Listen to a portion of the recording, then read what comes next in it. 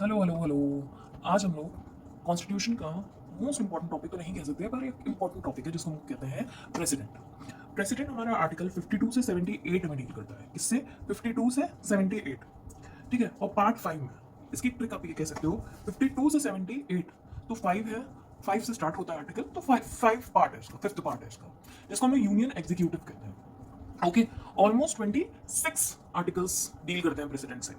Union executive जो होती है, इसमें सबसे पहले तो एक प्रेसिडेंट होता है, वाइस प्रेसिडेंट होता है, प्राइम मिनिस्टर होता है, काउंसिल ऑफ मिनिस्टर होता है और अटॉर्नी जनरल ऑफ इंडिया होता है। ये 5 होते हैं। इसकी एक ट्रिक आप कर सकते हो कि एसीपी विक्रम पंडित, एक ऐसी मैंने एक ट्रिक बना रखी है। इट्स नॉट लाइक दैट कि आपको भी ये फॉलो ही करनी है। यूनियन एग्जीक्यूटिव एक आइडिया मिल जाएगा कि भाई यूनियन में कौन कौन मोस्ट इंपॉर्टेंट होता है। अब हम लोग बात करेंगे प्रेसिडेंट के इलेक्शन में। बाय द वे मैं आपको बता दूं, ये मैं कोशिश करूंगी कि एक रिवीजन टाइप की एक वीडियो हो। ठीक है, बहुत ज्यादा बड़ी वीडियो मैं नहीं बनाना चाहती हूँ। पहली चीज तो ये है। इलेक्शन ऑफ द प्रेसिडेंट की बात करते हैं। यहाँ जो इलेक्शन होता है प्रेसिडेंट का, वो मेंबर ऑफ इलेक्टोरल कॉलेज करता है। ठीक है। इलेक्टोरल कॉलेज कंसिस्ट करता है elected members of both the houses of parliament. Here we are talking about elected, nominated की बात नहीं हो रही है। ठीक है। Plus elected members of legislative assembly of the state, plus elected members of legislative assembly of union territory of Pondicherry and Delhi. Pondicherry और दिल्ली को ऐड किया गया यूनियन टेरिटरी, बाकी किसी भी यूनियन टेरिटरी को ऐड नहीं किया गया because of the number of less population. Population बहुत कम है पॉन्डिचेरी और दिल्ली में, बहुत ज्यादा है पॉपुलेशन। पॉन्डिचेरी की बात में के बारे में मैं आपको बता दूं, कोई जगह नहीं है, 4 जगहों को मिलकर पॉन्डिचेरी उसको कहा जाता है। ठीक है। और दिल्ली तो आप जानते ही हो दिल्ली क्या है। अब हम लोग ये बात करते हैं कि एक एमएलए की, मेंबर ऑफ लेजिस्लेटिव असेंबली, उसकी वोटिंग पावर्स क्या होती है। एक फॉर्मूला बेस्ड है ये कि जो भी स्टेट की टोटल पॉपुलेशन होगी divided by total number of elected member of legislative assembly. ठीक है। Into 1 by 1000। ठीक है। ये एक एमएलए की पावर दी गई है। एक एमएलए की पावर इतनी होती है, क्योंकि ये वोट भी कर रहा है तो इसकी इतनी पावर होगी। ठीक है। और एक एमपी की कितनी पावर होती है? एक एमपी की पावर होती है the value of votes of all the MLAs of the state. जितने भी एमएलएज हैं आपके स्टेट में, उन सबकी वैल्यू, उन सबकी जितने भी वोट्स आए, सपोज करिए जैसे 2 4 6 ऐसे, मैं फॉर एग्जांपल बता रही हूँ। ठीक है। इन सबको ऐड कर लोगे, ये आ जाएगी total values of votes of all the MLAs of the state divided by total numbers of elected members. यहाँ हर जगह आप एक चीज नोट करिएगा कि हर जगह हम लोग इलेक्टेड मेंबर्स की बात कर रहे हैं, कहीं भी हमने नॉमिनेटेड नहीं बात की है। ठीक है। और स्पेशली हम लोग value of the votes of the MPs में भी, here we are talking about elected members of parliament. ठीक है।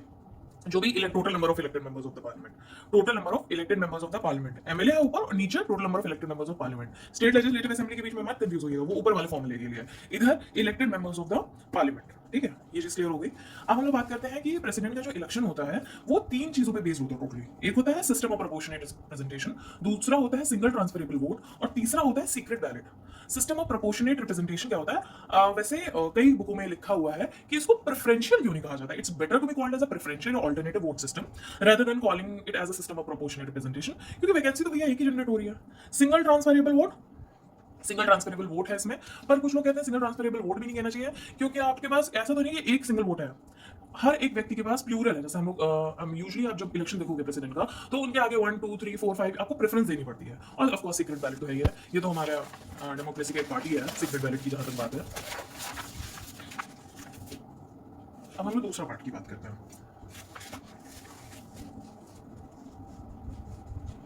Here we are talking about the president की क्वालिफिकेशन। सिंपली सा है, एक आप कह सकते हो ये सेम ऑलमोस्ट वाइस प्रेसिडेंट के लिए भी एप्लीकेबल, बस वाइस प्रेसिडेंट और प्रेसिडेंट में यही डिफरेंस है। Here I will be talking about vice president, ताकि कंपैरिजन में कोई प्रॉब्लम ना हो। ठीक है। जो सिटीजन होगा, पहली चीज तो सिटीजन ऑफ इंडिया होना चाहिए, 35 इयर्स ऑफ एज क्रॉस कर लेनी चाहिए उसने, qualified to be the member of the elected as a member, qualified for election as a member of Lok Sabha. और वहां पर है राज्यसभा, यहाँ पर है लोकसभा। ठीक है। Should not hold any office of profit, ये भी एक क्वालिफिकेशन ही है। पर अगर कोई सिटिंग गवर्नर है या कोई सिटिंग मिनिस्टर है, जैसे द्रौपदी मुर्मू जी हैं, वो हमारी गवर्नर थी, पर हमने उन्हें प्रेसिडेंट बना दिया, तो इसको हम ये नहीं कहेंगे कि वही ऑफिस ऑफ प्रॉफिट होल्ड करिए, ये इसमें फॉल नहीं होता है। अब हम लोग ओथ एंड अफर्मेशंस की बात करते हैं। जहां तक ओथ और अफर्मेशंस की बात है, तो प्रेसिडेंट स्वेयर करता है, 3 तरह की चीजें आ जाएंगी इसमें कि भाई मैं फेथफुली एग्जीक्यूट करूंगा अपने ऑफिस को, प्रिजर्व करूंगा, प्रोटेक्ट करूंगा, डिफेंड करूंगा कॉन्स्टिट्यूशनल लॉ को, reward himself to the service and wellbeing of the people of India. ये थोड़ी सी अलग ओथ है इसकी, ये वाइस प्रेसिडेंट में नहीं है, बाकी ये दोनों हैं। ठीक है। ओथ कौन दिलाता है प्रेसिडेंट को? सबसे पहली चीज सीजेआई दिलाता है, अगर वो एब्सेंट है तो सीनियर मोस्ट जज ऑफ द सुप्रीम कोर्ट। ये दोनों ओथ स्वेयर कराता है प्रेसिडेंट को। अब हम लोग बात करते हैं कंडीशन ऑफ द प्रेसिडेंट के ऑफिस की कंडीशंस क्या क्या होती हैं। तो प्रेसिडेंट के इलेक्शंस की जो भी कंडीशंस होती है वो ये होती हैं, should not be the member of either house of the parliament. या फिर ऐसा नहीं है भैया प्रेसिडेंट भी है और आप दोनों मेंबर्स के, दोनों हाउसेस के मेंबर भी हैं, ऐसा नहीं होना चाहिए। और किसी भी तरह का कोई और ऑफिस ऑफ प्रॉफिट ना करें, not hold any other office of profit की गई, नेशनल वुमेन्स कमीशन के मेंबर है, ऐसा कुछ भी नहीं। मतलब I am just telling you the example. Entitle to the use of Rashtrapati Bhavan, वो व्यक्ति राष्ट्रपति भवन को यूज कर सकता है without paying the rent. Entitled to the emoluments, allowances and privileges, ये दोनों चीजों से मिलती हैं। फिर है personal immunity from the legal liability for his official acts. ठीक है। ऑफिशियल एक्ट्स टैक्स के लिए उसे पर्सनल इम्यूनिटी दी गई है। क्रिमिनल प्रोसीडिंग चाहे पर्सनली क्यों ना हो, पर उसके अगेंस्ट नहीं हो सकती जब तक वो प्रेसिडेंट ऑफ इंडिया है। ठीक है, कैन नॉट बी अरेस्टेड और इम्प्रिजन, दोनों ही चीजें नहीं हो सकती हैं। और उसके ऑफिस के दौरान ड्यूरिंग टर्म ऑफ ऑफिस किसी भी तरह के लॉन्सेस या एमोल्यूमेंट्स को डिमिनिश नहीं किया जा सकता है। और 2 महीने का नोटिस देना जरूरी अनिवार्य है अगर कोई सिविल प्रोसीडिंग उसके अगेंस्ट इंस्टीट्यूट होती है तो। So I guess this much is clear. Now let's talk about the term and vacancy की अगर बात करते हैं। जो टर्म होता है वो 5 साल का होता है, ठीक है, और वो रिजाइन कभी भी चाहे तो कर सकता है प्रेसिडेंट, और वो अपना रेजिग्नेशन वाइस प्रेसिडेंट को देगा। ठीक है, दूसरी चीज ये है कि before the completion impeachment usually होता है, कंप्लीशन के पहले ही इम्पीचमेंट होता है। और वैकेंसी अगर जनरेट हुई है बियॉन्ड हिज टर्म 5 साल के ऊपर भी कर सकता है, पर ये नहीं कि भाई 5 साल हो गए तो छोड़ दो। जब तक उसका सक्सेसर इन ऑफिस नहीं आएगा, सीट को नहीं लेगा, तब तक वो उसको एंजॉय कर सकता है even after 5 years also. Eligible of course for the री इलेक्शन के लिए एलिजिबल हो जाएगा at any number of time, जितने भी बार चाहे तो वो कर सकता है। प्रेसिडेंट की बात है, जैसे स्वर्गीय राजेंद्र प्रसाद यादव की जैसे हम बात करते हैं। अब ये थोड़ा सा एक इंपॉर्टेंट चीज है आपके इम्पीचमेंट ऑफ द प्रेसिडेंट के बारे में। जो प्रेसिडेंट होता है उसका इम्पीचमेंट, क्योंकि प्रेसिडेंट दोनों हाउस को होल्ड करता है, दोनों की ज्वाइंट मीटिंग में सेशन में आता है, तो initiated by either house of the parliament, या तो राज्यसभा या तो लोकसभा। वहां पर केवल राज्यसभा की बात होती है, यहाँ पर राज्यसभा या लोकसभा कोई भी हो सकता है। जितने लोगों ने चार्जेस फ्रेम किया है उसमें से कम 1/4 ने साइन तो किया उसको, ठीक है, 14 टाइम्स नोटिस दी जाती है उसको। और जो इंपीचमेंट होता है प्रेसिडेंट का वो केवल वॉल्यूशन ऑफ द कॉन्स्टिट्यूशन पे ही है, और कोई ग्राउंड नहीं है फिलहाल कॉन्स्टिट्यूशन में, ऐसा कोई भी और ग्राउंड नहीं। बस अगर कॉन्स्टिट्यूशन को आपने वॉलिट किया है तो आपके अगेंस्ट प्रेसिडेंट के अगेंस्ट इंपीचमेंट हो सकता है। इंपीचमेंट जो रेजोल्यूशन होता है 2/3 of the total membership of that house, total membership of that house, not president voting, 2/3 of the total membership of that house, क्योंकि थोड़ी सी बड़ी चीज हो गई है। जब ये सब हो जाएगा आपका, तो सपोज करो अगर लोकसभा में इनिशिएट हुआ है तो ये राज्यसभा भेजा जाएगा टू द अदर हाउस। अगर राज्यसभा में इनिशिएट हुआ है तो वो लोकसभा भेजा जाएगा अदर हाउस, कि भाई तुम इन्वेस्टिगेट कर लो, जो भी चार्जेस प्रेसिडेंट के अगेंस्ट है उसको देख लो। प्रेसिडेंट के पास एक पावर दी गई है कि वो अपना आ सकता है, अपना रिप्रेजेंट कर सकता है अपने आपको इन्वेस्टिगेशन में, कि मैंने नहीं किया या मेरे खिलाफ जितने भी चार्जेस हैं वो गलत हैं, सही है, कुछ भी इस टाइप से। ठीक है, अगर सब्सटेन हो गया कि हाँ ऐसा किया है, तो फिर वहां पर भी पास बाय इंपीचमेंट मोशन में 2/3 ऑफ द टोटल मेंबरशिप पास हो गया, शैल, तो प्रेसिडेंट का जो ऑफिस है शैल स्टैंड रिमूव्ड। ओके, अब हम लोग इंपीचमेंट को कह सकते हैं क्वाजी जुडिशियल प्रोसीडिंग होती है। क्वाजी जुडिशियल प्रोसीडिंग होती है, यहाँ पर ऑल्दो नॉमिनेटेड मेंबर्स नहीं होते हैं, पर यहाँ पर नॉमिनेटेड मेंबर्स इलेक्शन अपॉइंटमेंट के टाइम में होते हैं प्रेसिडेंट के, पर अगर आपको रिमूव करना है इंपीचमेंट के टाइम पे, नॉमिनेटेड मेंबर्स के पास भी पावर होती है दोनों हाउस के, कि वो पार्टिसिपेट कर सकते हैं। और जैसे वहां पर elected members of legislative assembly of Delhi and Pondicherry और स्टेट्स के पास पावर होती है इलेक्शन के टाइम पे, पर इंपीचमेंट के टाइम पे इनके पास कोई पावर नहीं होती है। Okay, now let us talk about the vacancy. Okay, now let us talk about the vacancy. जो वैकेंसी होती है वो 5 तरह से जनरेट हो सकती है, या एक्सपायरेशन ऑफ द 5 साल हो जाए, 5 साल खत्म हो गए, वैकेंसी जनरेट हो गई। इसके बारे में पहले थोड़ा सा जान लेते हैं। जब भी 5 साल की वैकेंसी जनरेट होती है, election to be held before the expiration. अगर 5 साल खत्म हो रहे हैं तो एक अब जिम्मेदारी है आपकी पार्लियामेंट की कि इलेक्शन उसके पहले करवा लीजिए। अगर नहीं हुआ तो president to continue in office until the successor assumes the charges, तब तक वो कर सकता है।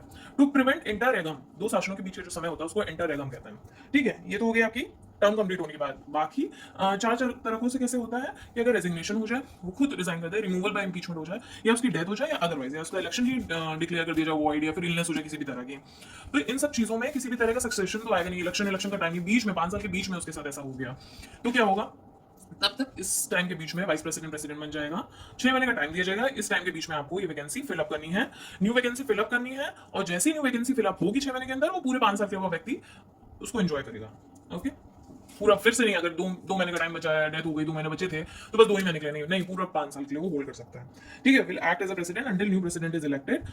यूजुअली जो इसकी अगर वाइस प्रेसिडेंट नहीं है तो chief justice of India hold करेंगे, अगर चीफ जस्टिस ऑफ इंडिया भी नहीं है तो सीनियर मोस्ट जज भी प्रेसिडेंट बन सकते हैं। जो हमारे 15 प्रेसिडेंट ऑफ इंडिया है वो है द्रौपदी मुर्मू, वो उड़ीसा की हैं, और उनके ओपोनेंट थे जगदीप धनखड़। ओके, नहीं, उनके जो हमारी 15 प्रेसिडेंट ऑफ इंडिया है वो द्रौपदी मुर्मू है, वो उड़ीसा की हैं, और उनके जो ओपोनेंट है वो यशवंत सिन्हा थे, नॉट जगदीप धनखड़। ठीक है, ये गलत लिख दिया मैंने, तो should not copy fully from this। ठीक है, अब हम लोग आगे बात करते हैं powers of the end functions of the president. जो एग्जीक्यूटिव पावर्स हैं, इनके पास एग्जीक्यूटिव पावर्स ये हैं कि जितने भी एग्जीक्यूटिव एक्शंस होते हैं गवर्नमेंट ऑफ इंडिया में, normally taken in his name, उनके नाम पे लिए जाते हैं। Makes rules and specify the manner in which order and other instruments to be made and executed in his name to be authenticated. जो भी rules होते हैं प्रेसिडेंट के नाम पे होते हैं।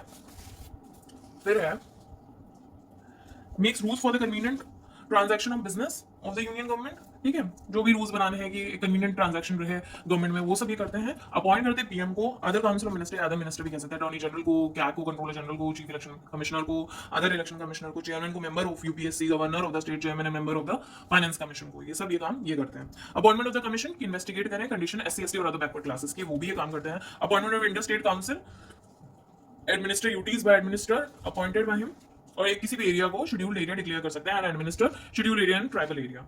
ओके, ये पावर्स हो गया। अब हम लोग लेजिस्लेटिव पावर्स की बात करते हैं। सबसे पहले जो लेजिस्लेटिव पावर्स होती हैं वो ये होती हैं कि वो समन कर सकता है। प्रेसिडेंट के पास ये पावर होती है, वो समन कर सकता है, प्रोरोग कर सकता है पार्लियामेंट को, ठीक है, प्रोरोग कर सकता है, समन कर सकता है, डिसॉल्व कर सकता है लोकसभा को, समन कर सकता है joint meeting both the houses of the parliament को, ठीक है, पर ज्वाइंट जो सिटिंग होगी that will be presided by the speaker. Address करता है प्रेसिडेंट पार्लियामेंट के सबसे पहले सेशन को, जो कि जनरल इलेक्शन के बाद होते हैं, और फर्स्ट सेशन ईच ईयर को भी वो एड्रेस करता है। मैसेज सेंड करता है दोनों हाउसेज में कि बिल पेंडिंग है, उससे रिलेटेड मैसेज सेंड कर सकता है। फिर है appoint members of the Lok Sabha to preside over the proceedings, ठीक है, plus same for the Rajya Sabha also when the office of the chairman and deputy chairman falls vacant। nominate करता है 12 members of the Rajya Sabha plus दो members को भी nominate करता है लोक सभा के, जो कि एंग्लो इंडियन कम्युनिटी में है, पर अब ये प्रावधान हट चुका है। छठा ये है कि जो भी decide over the question of disqualification of the members in the parliament in consultation with the election commissioner. Okay, और सेकंड पॉइंट है कि प्रायर रिकमेंडेशन और permission to introduce certain kinds of bill in the parliament, उनकी prior recommendation की जरूरत होती है। और नौवां पॉइंट ये है कि कोई भी बिल पास होता है, अगर पास होता है स्टेट लेजिस्लेचर के, तो प्रेसिडेंट की कंसिडरेशन के लिए गवर्नर रख सकता है। और 10वां पॉइंट है लेजिस्लेटिव पावर में कि, और ये बहुत ज्यादा मतलब अच्छा पॉइंट है, इट्स एक तरह से इसमें प्रेसिडेंट को एक पार्लियामेंट्री लेजिस्लेटिव पावर्स दी गई कि ऑर्डिनेंस पास करता है, it must be approve by the parliament with in 6 weeks के अंदर रीअसेंबली हो जाए, तो उसके अंदर उसको अप्रूव करना जरूरी है। ऐसे तो फिर बहुत एक्सेसिव पावर मिल जाएगी प्रेसिडेंट को, पर हाँ 6 हफ्ते के लिए तो आपको प्रेसिडेंट को काफी अच्छी पावर दी गई है।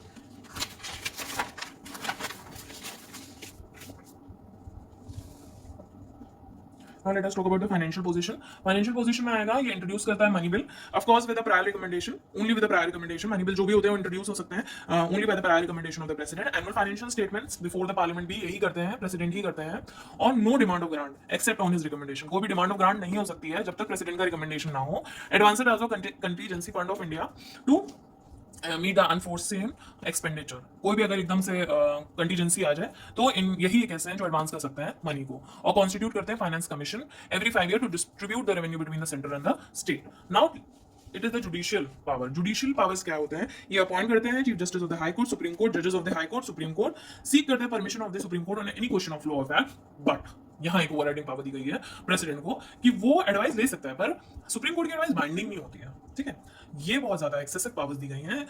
Pardon, grant, it can grant the pardon, reprieve, respite, remission, suspend, remit and commute or for PCS, this is a trick you can say, और by the court martial also against the union law also. Sentence sentence of death, यहाँ ये जो powers दी गई हैं ये governor को नहीं दी गई हैं, यहाँ ये इसको दी गई। थोड़ा सा वेरिएशन है, वो बताऊंगी मैं जब गवर्नर वाला आएगा। डिप्लोमेटिक रिलेशंस की अगर हम बात करें तो डिप्लोमेटिक रिलेशंस में आ जाएगा इंटरनेशनल ट्रीटीज और एग्रीमेंट जो भी नेगोशिएट होते हैं or concluded on the behalf of the president but subject to the approval of the parliament. Parliament के अप्रूवल में होते हैं पर negotiate concluded on behalf of the president ही होते हैं।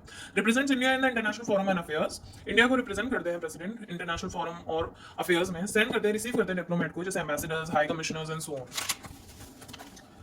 देन मिलिट्री पावर्स की अगर हम लोग बात करें तो supreme commander of defence forces in India appoint करते हैं चीफ ऑफ आर्मी, नेवी और एयरफोर्स को, डिक्लेयर करते हैं वॉर और इवन कंक्लूड होता है war subject to the approval of the parliament. Emergency powers क्या होती है? National emergency, presidential rule, financial emergency, article 352, article 356, article 365, article 360 ये सब दिया हुआ है। अब हम लोग वीटो पावर्स की बात करते हैं थोड़ा सा, this is important topic veto powers की, जहां तक हम लोग बात कर रहे हैं। तो वीटो पावर्स में क्या होती है? वीटो पावर्स में होती है कि वो अपनी जो प्रेसिडेंट होते हैं वो अपनी एसेंट को विड्रॉ कर सकते हैं किसी भी बिल में, तो उनके पास एब्सोल्यूट वीटो होती है, क्वालिफाइड वीटो होती है, सिर्फ सस्पेंसिव वीटो होती है, सॉरी, और पॉकेट वीटो होती है।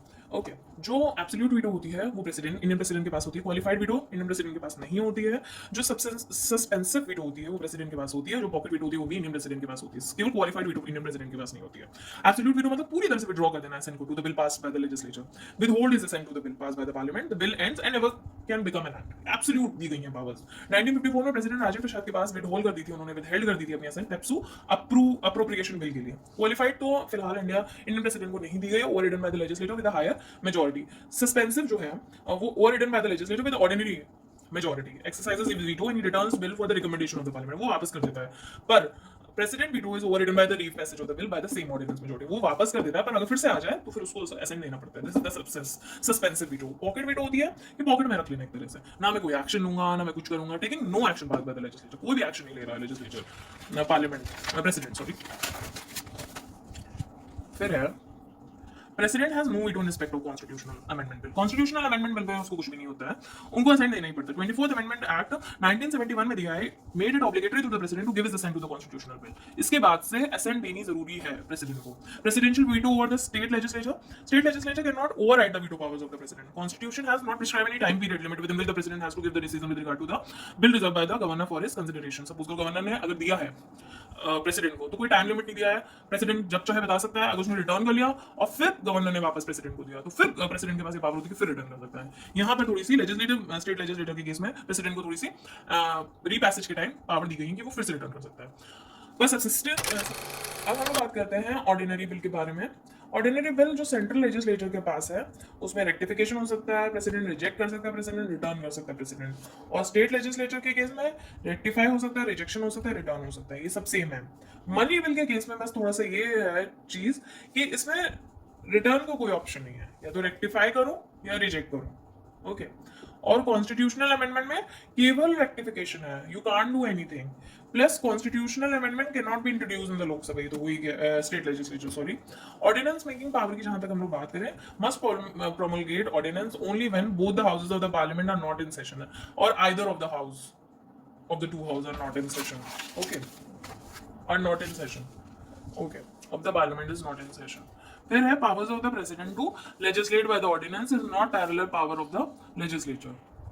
Power of the president to legislate by the ordinance is not parallel power of the legislature. अगर ये नहीं कह सकते हम लोग कि जो powers है president की वो same है as the power of the parliament to make laws. Ordinance की जो पावर्स दी गई हैं वो इक्विवेलेंट नहीं कही जा सकती law making powers of the parliament के लिए।